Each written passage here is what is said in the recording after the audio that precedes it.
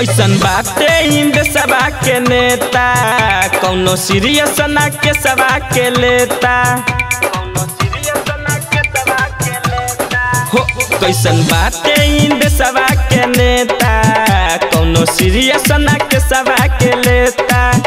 खाली करेला ढिलई भोटा मांगेला पोलाई खाली करेला ढिलई भोटा मांगेला पोलाई चाचा हमके इंसाफ चाहिए देश में दोसर सारा कर चाहिए मनीषा दीदी को इंसाफ चाहिए हो देश में दोसर सारा कर चाहिए मनीषा दीदी को इंसाफ चाहिए।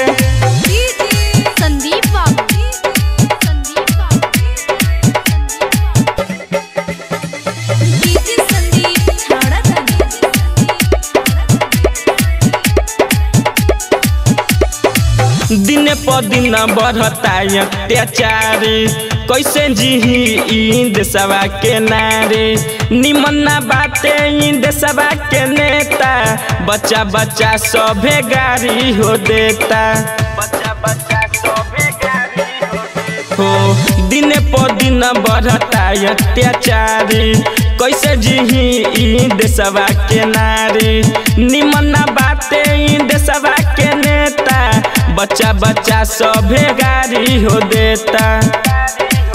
नहीं देता बेरी पोता लागल दिलबे में चोट नहीं देता बेरी पोता लागल दिलबे में चोट जनता का अधिकार चाहिए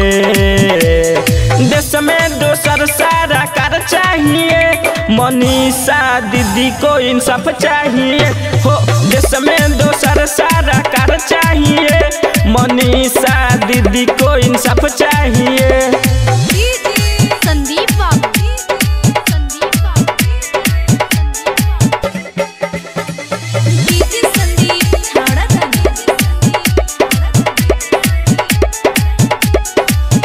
न करी है कबो भगवान हो जवन ले ले बा मनीषा के जान हो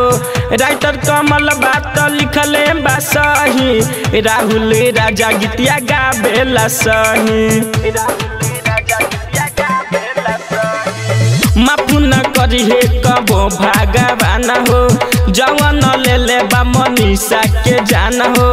राइटर कमल बात लिखले बा सही राहुल राजा गीतिया गावेला सही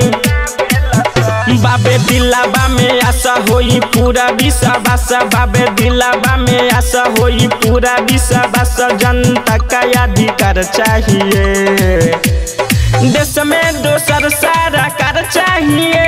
मनीषा दीदी को इंसाफ चाहिए हो